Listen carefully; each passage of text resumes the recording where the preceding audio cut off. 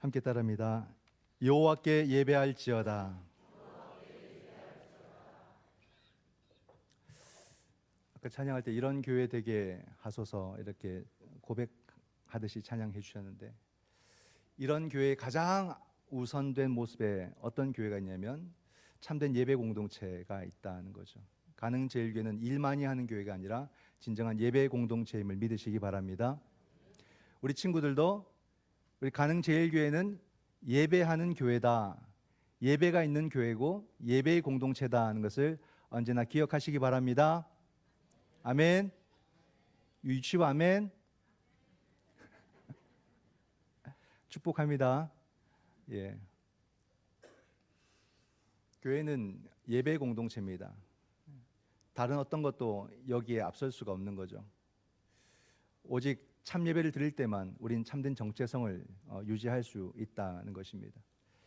그래서 우리는 항상 예배 드리기 힘써야 되고, 예배를 사모해야 되고, 예배를 즐거워해야 됩니다. 억지로 끌려 나오듯이 나오지 마시고 예배를 즐겁게 우리가 나올 수 있는 그런 믿음의 단계에 이르러야 됩니다. 오늘 어떻게 오셨습니까? 억지로 나오셨습니까? 안 그랬기를 바랍니다. 내가 먼저 가자고 해서 나왔습니다. 이렇게 원래 돼야 되지 않을까요? 우리가 사역의 함정에 빠지면 안 돼요. 사역한다고 예배 빠지고, 사역한다고 예배 그냥 대충 드리고 가고, 사역한다고 거기에 마음 다 빼앗겨서 말씀이 하나도 안 들어오고, 그러는 것은 그 사역 때문에 교회를 도리어 병들게 하는 겁니다. 교회를 망치는 일이 되고 맙니다. 우리는 먼저 예배자이지 예배에 앞선 사역자가 아니다 하는 것을 분명하게 아셔야 되고, 항상 하나님 앞에 예배 드리는 자로 살아가기 힘써야 되고, 우리 가능제일교회는 한 사람도 예외 없이 모든 한 사람 한 사람이 기독교 영성으로 꽉 차 있어야 되는 거예요. 영성이 뭐라고요? 우리 지난 한 주간 내내 예배 드렸는데 오셨던 분들은 아실 겁니다. 성령 충만이죠. 성령 충만. 이 예배를 통해서 우리는 성령 충만에 이를 수 있다는 사실입니다. 또한 이 모든 예배의 완성은 어디서 이루어집니까? 우리의 삶의 자리에서 완성이 되는 거예요. 공간 안에서만 이루어지는 것이 예배가 아니라 이 거룩한 공간에서 드린 예배가 우리의 삶의 자리에 가서 완성이 되거든요. 그러므로 생각해 보면 우리 삶이 귀하고 소중한데 그 삶이 바르게 세워지는 비결은 뭡니까? 예배에서 출발하는 거예요. 그러므로 우리의 모든 삶을 귀하게 여기고 그 모든 삶을 바르게 우리가 감당하고 세워나가기 위해서 우리가 반드시 지켜야 되는 것은 예배다. 여러분, 예배도 한두 번 빠지고 보면요, 자꾸 이제 용기가 나요. 한 번 빠지기 힘들죠? 한두 번 빠지면요, 나중에 한 달, 두 달 빠지는 거 쉽습니다. 그리고 내가 언제 교회 갔나? 그 교회는 뭐 아직도 존재하나? 뭐 이렇게 됩니다. 그러면 안 되잖아요. 우린 예배 한 번 빠지는 것을 두려워해야 되고요. 예배 한 번 가는 것을 막 가슴 설레해야 됩니다. 왜 예배라고 하냐면요, 예배는 특별하기 때문에 그래요.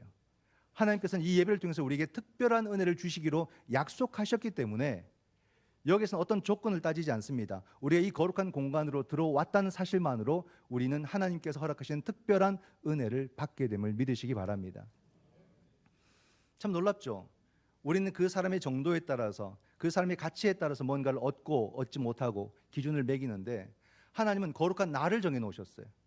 거룩한 시간을 정해 놓으셨어요. 거룩한 공간을 정해 두셨어요.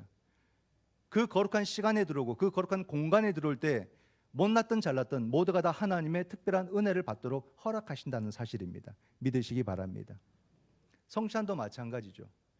내가 성찬을 감동적으로 참여했거나 아니면 내가 그냥 어찌 보면 아무렇지도 않게 성찬에 참여했다 할지라도 놀랍게 성찬에 참여한 모든 이에게 성령께서 예수 그리스도를 우리 가운데 허락해 주신다는 사실입니다. 그러니까 이 신앙이라는 것이 놀랍도록 우리는 감정적인 것으로 많이 이해했지만 신앙은 결코 감정적인 것만 있는 것이 아니라는 것입니다. 하나님의 일방적인 은혜가 우리의 삶 속에 함께 하심으로 어느 날은 예배에 집중하지만 어느 날은 집중이 안 될 때도 있고, 어느 날은 기쁘지만 어느 날은 슬플 때도 있고, 그러나 그 모든 시간 속에서 우리 주님은 우리에게 특별한 은혜를 공급해 주심을 믿으시기 바랍니다. 이게 예배의 신비예요.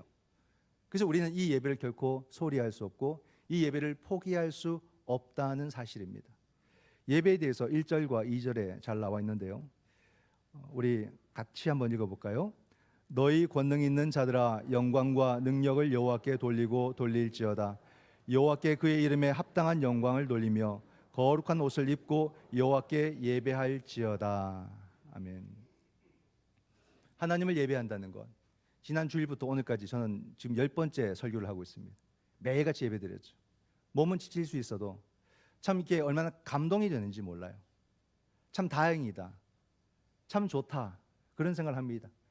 체력만 따르지만 한 2주 더 하고도 싶은데 그래도 우리가 멀리도 봐야 되니까 안배를 해야 되고요. 근데 이 예배, 우리가 한 해를 마무리하면서 다 같이 예배로 나와서 예배드리고 또 한 해를 시작하면서 다 같이 나와서 예배를 드리고 몸은 힘들어도 이게 얼마나 감동이 있는 이 공동체의 모습인가. 이 공동체만이 할 수 있는 그런 시간을 우리가 하나님 앞에서 함께 보내고 새해를 힘차게 맞이했다는 것이 얼마나 감개무량한지 모릅니다. 정말 감격스럽고 참 잘했다는 생각이 듭니다. 이 말씀에서 보세요.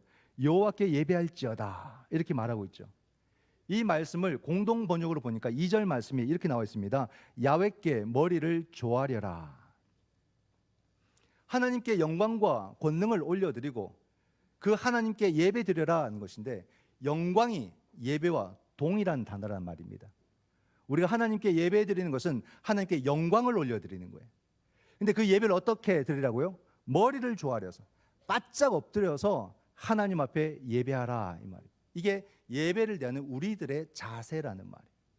바짝 엎드린 머리를 조아린 자에게서는 자기 의가 없습니다. 오직 하나님의 영광만을 생각하고 그 하나님만이 예배 받으시기를 간절히 원하는 그런 자세로 하나님 앞에 예배를 드리게 되는 거죠. 우리는 예배를 새롭게 받아들여야 돼요. 내 안에 예배를 새롭게 해야 됩니다. 나는 정말로 예배로 나올 때 하나님 앞에 머리를 조아리는 예배를 드리고 있는가? 아니면 자기 낭만에 자기 생각에 빠져서 하나님과 자기를 그냥 1대1 정도로 이렇게 인격으로 생각하는가? 정말 바짝 엎드려서 가장 낮은 자세로 그분만이 나의 구원자이심을 고백하며 그분에게 온전한 예배를 드리고자 그렇게 우리는 예배로 나오고 있는가? 오늘 본문을 읽으면서 여러분 눈에 들어오는 그런 문구가 있지 않습니까? 다윗이 계속 반복하는 말이 있어요. 여호와의 소리가, 여호와의 소리가, 여호와의 소리가, 여호와의 소리가, 여호와의 소리가, 여호와의 소리가, 여호와의 소리가. 여호와의 소리라는 말을 7번이나 합니다. 그리고 그 소리가 얼마나 놀라운지, 그 소리가 얼마나 큰지, 그 소리가 얼마나 압도적인지를 다윗이 소개해 주고 있어요. 3절을 보면요. 여호와의 소리가 물 위에 있도다. 영광의 하나님이 우레소리를 내시니 여호와는 많은 물 위에 계시도다. 우리 친구들, 창세기에 보면요, 하나님께서 천지를 창조하실 때에 그런 말씀을 하십니다. 궁창 위에 물이 있고 궁창 아래 물이 있다 이렇게 표현했습니다. 그러다 보니까 고대 사람들은 저 하늘 위에 큰 물이 있다고 이렇게 생각을 하고 있었던 겁니다. 그 물 가운데서 엄청난 우레소리가 들리는 거예요. 그게 하나님의 음성으로 듣는 거죠. 인간이 흉내낼 수 없는 그런 엄청난 우레소리가 들려왔다는 겁니다. 5절에 이렇게 말합니다. 여호와의 소리가 백향목을 꺾는다. 7절에 여호와의 소리가 화염을 가른다. 이건 다윗이 경험한 하나님의 존재감이에요. 엄청난 힘과 엄청난 압도감을 이런 단어들을 통해서 표현하고 있습니다. 즉 다윗이 말하고자 하는 것은 이런 능력과 권능의 하나님 앞에 우리는 예배드리며 사는 것이 마땅하다. 이게 예배자의 자세다.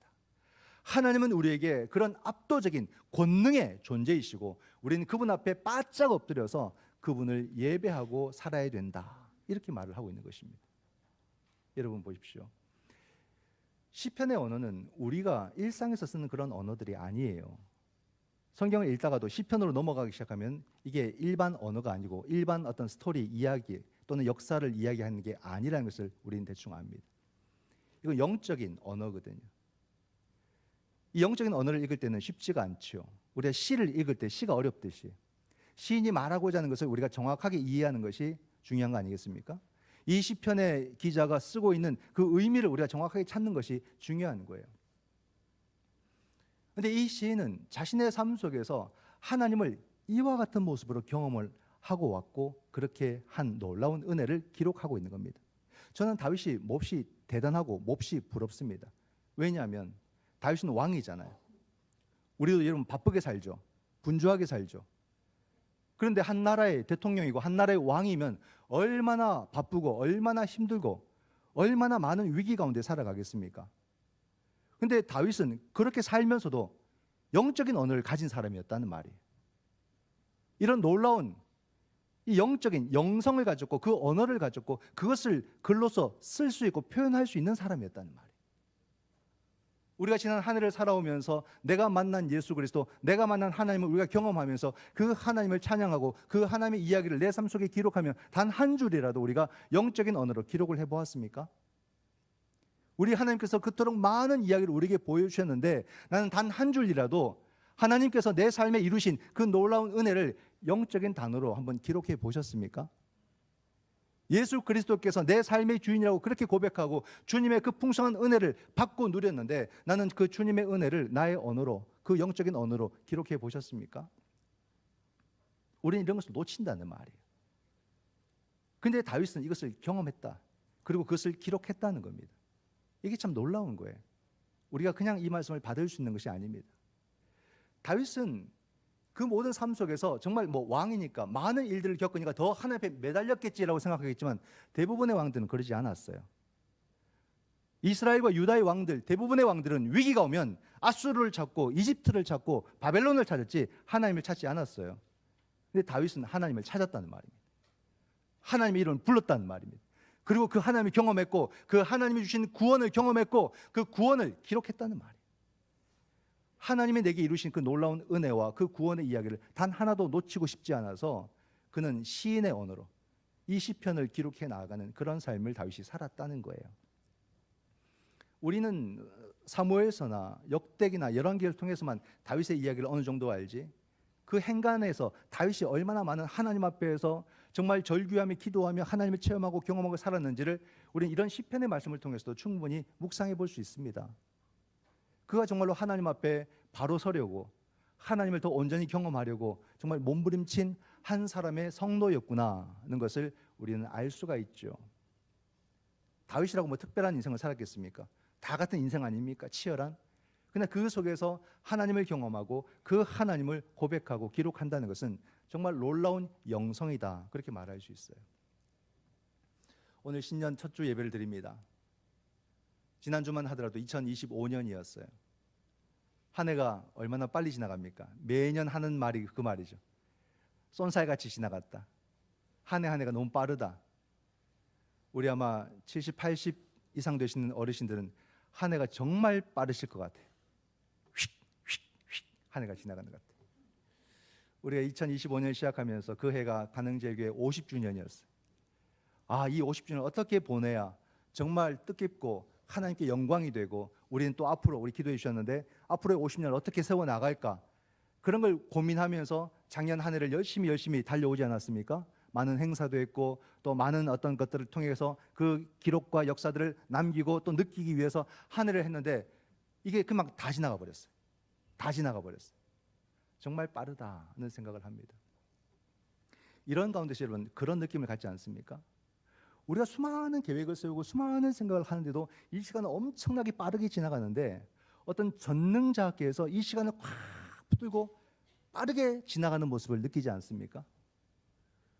우리는 불안해하기도, 염려하기도 하고 속상해하기도 하고 막 기뻐하기도 하고 이것이 어떻게 될까 저렇게 될까 막 고민하는데 그 모든 것을 한 번에 딱 잡으시고 그냥 그 역사의 시간을 쫙 끌고 가시는 어떤 전능한 힘을 느끼지 않으시냐 말이에요. 우린 이렇게 될까 저렇게 될까 굉장히 불안해하고 고민하는데 그 모든 염려와 걱정을 그냥 꽉 잡으시고 쫙 역사를 이끌어 가시는 그 하나님의 모습을 느끼지 않느냐 이 말입니다. 이 시간을 다스리시고 이 역사를 구속사로 이끌어 가시는 그 하나님의 섭리와 하나님의 역사를 느껴지지 않느냐 이 말입니다. 이걸 다윗이 삶 속에서 경험한 거 아니겠어요? 여호와의 소리, 여호와의 소리, 우레소리, 백향목을 꺾는 소리 하면서 그 하나님을 그런 식으로 경험을 했다는 말입니다. 이렇게 경험하고 사는 사람과 아무것도 모르고 그냥 불안만으로 사는 사람이 어떻게 같겠습니까? 요즘은 뉴스만 켜면 나오는 말이 있어요.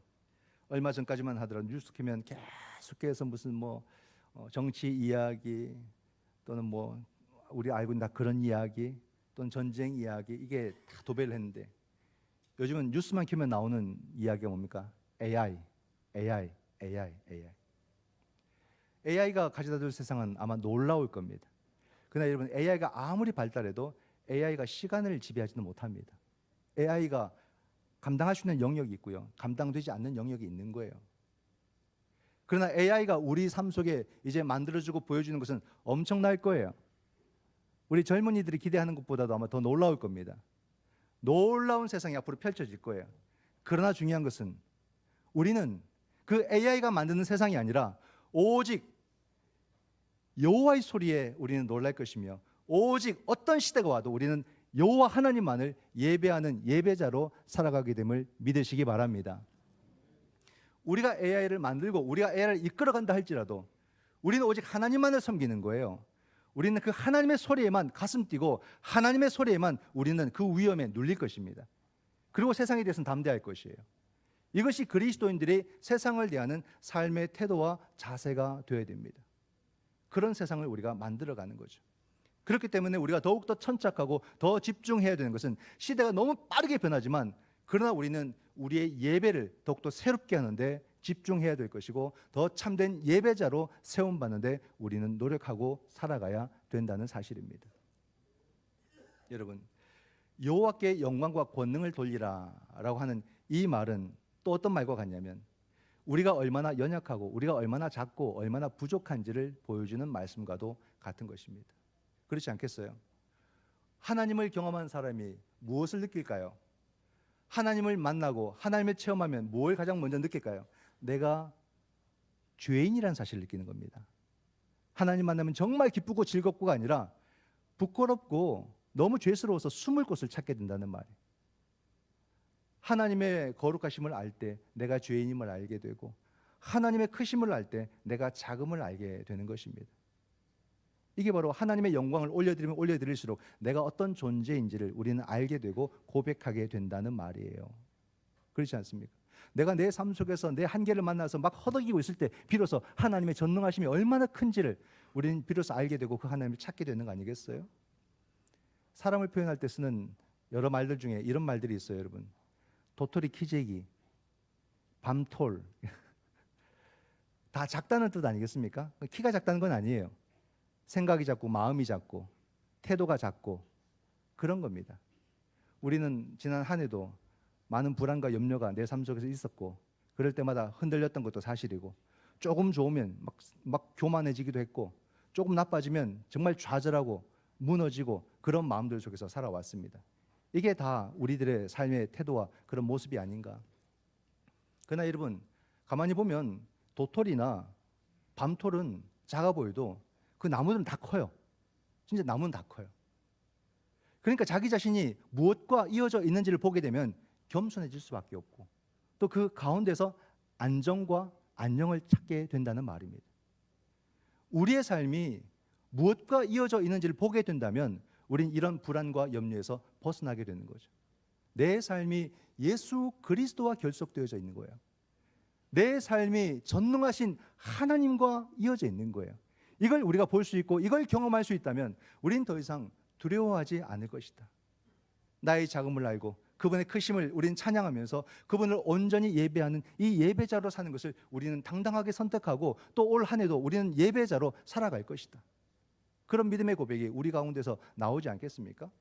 내가 예수 그리스도와 온전히 결속되어 있고 하나님과 이어져 있음을 알게 하는 게 뭐라고요? 예배라는 말입니다.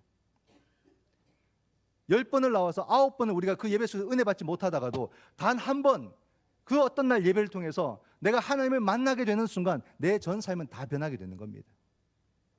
우린 이 예배를 소중하게 생각하고 이 모든 예배가 하나님 앞에서 온전히 드려지도록 그렇게 준비된 자로 이 예배로 나와야 되는 거 아니겠습니까?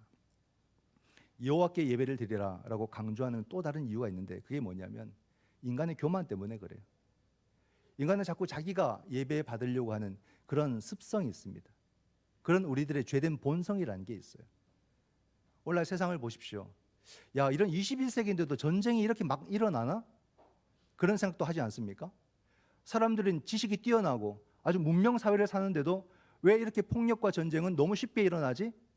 그게 뭐겠습니까? 나라마다 힘만 얻으면 다른 나라들을 종 삼으려고 하는 거예요. 나를 섬기라는 겁니다. 나를 예배하라는 거예요. 경제력이 높아지고 군사력이 높아지고 문화의 힘이 높아지면 자꾸 다른 나라를 지배하려고 하는 그런 인간의 속성, 습성이 나타난다는 말이에요. 그냥 그들의 마음을 들여다보면 아무것도 없어요. 진짜 따를 만한 것이 없단 말입니다. 그것도 모르고 그들을 따랐다가는 그게 우상숭배가 되는 거죠. 우상숭배.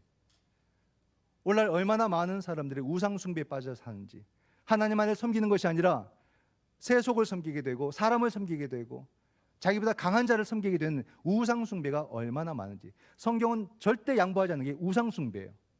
하나님께서 우상을 숭배한 자는 반드시 심판하신다. 그 목숨을 끊는다. 그렇게까지도 말씀을 하는 겁니다. 근데 한국교회도 실패를 많이 했죠. 너무 큰 실수를 했죠. 무속이 판치고 이단이 판치는데 거기 중심에 들어가서 같이 막 기도해주고 그런 모습을 보여주지 않았습니까? 분별할 능력이 없는 거예요. 분별할 능력이. 무엇이 우상숭배이고 무엇이 하나님을 섬기는 건지 분별을 못했다는 거예요. 우린 이것을 회개하고 이것을 반성하고 하나님만을 섬기도록 다시 우리 모두가 성령의 은혜로 거듭나야 되는 겁니다. 정말 반성하지 않습니까? 아직도 괜찮다고 생각하십니까? 아닌 거예요, 여러분.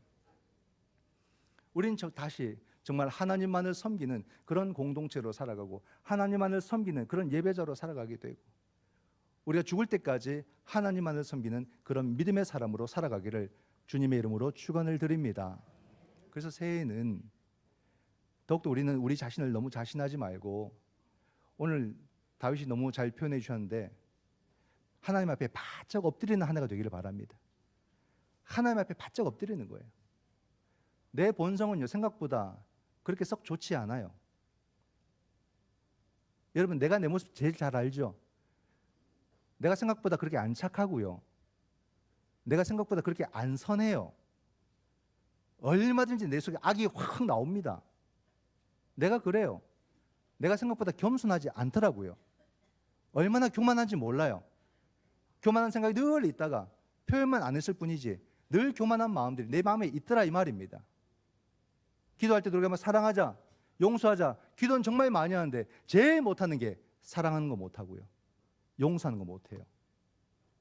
나이가 들어가도 그렇게 싸워요. 미운 게 더 많아져요. 더 화가 나고요. 더 마음은 좁아져요. 그러니까 늘 다툼. 그러나 그 하나도 풀어가지를 못해요. 화해하지를 못해요. 그게 보면 전부 다 피해자고 가해자는 아무도 없어요. 다 상처밖에 없어요. 다 피해자예요. 다 피해자라는 말은 우리는 용서하는 삶을 살지 못했다 이 말입니다. 그러니까 사랑하지 못하니까 용서도 못하는 거잖아요. 이게 우리의 수준입니다. 그렇기 때문에 여러분 우리는 어떻게 해야 되는가? 교회 전통에 보게 되면요 예배 때마다 뭘 외쳤냐면 키리에 엘레이송, 키리에 엘레이송 따라합니다. 키리에 엘레이송. 자신감이 없군요. 키리에 엘레이송. 키리에가 주여라는 겁니다. 엘레이송은 나에게 자비를 제발 자비를 베풀어 줘서 내가 이런 사람입니다. 주님이 내게 긍휼을 안 베풀어 주시면 나는 아무것도 아닙니다. 그런 말이에요. 키리에 엘레이송. 주여 나에게 자비를, 주여 나에게 긍휼을, 내 인생에 긍휼을 베풀어 주십시오. 나를 불쌍히 여겨 주십시오. 그런 고백이라는 말이에요. 이건 우리 모두가 드려야 돼요. 우리 모두가 한 해 내내 하나님 앞에서 주여 나를 불쌍히 여기시고 내게 자비를 베풀어 주십시오. 이게 우리의 실존이라는 말입니다. 왜 다윗은 우리에게 그토록 여호와께 예배하라고 말하냐면 이유가 있어요. 마지막 11절입니다. 함께 읽겠습니다. 여호와께서 자기 백성에게 힘을 주시며 여호와께서 자기 백성에게 평강의 복을 주시리로다. 아멘. 우리가 부족하지만 하나님을 예배할 때에 하나님께서 그 백성에게 능력을 주시고 평강을 주신다. 다윗의 이 외침만으로 우리가 새해도 함께 힘차게 들어갈 수 있기를 바랍니다. 납작 엎드리면서 우리는 더 이상 자기 영광이 아니라 하나님의 영광, 하나님을 예배하는 그런 예배자로 살아가야 되는 것입니다.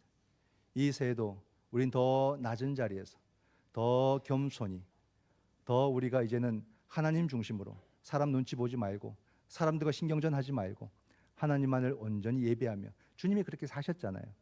우리는 그 주님의 제자잖아요. 그러니까 우리 또한 오직 하나님에게 집중하고 하나님께 예배 드릴 때에 이 한 해를 살아갈 수 있는 그 능력을 공급받고 어떤 문제 속에서도 평안을 누릴 수 있는 그런 은총을 우리 모두에게 주님께서 부어 주실 줄 믿습니다. 아멘. 기도하겠습니다.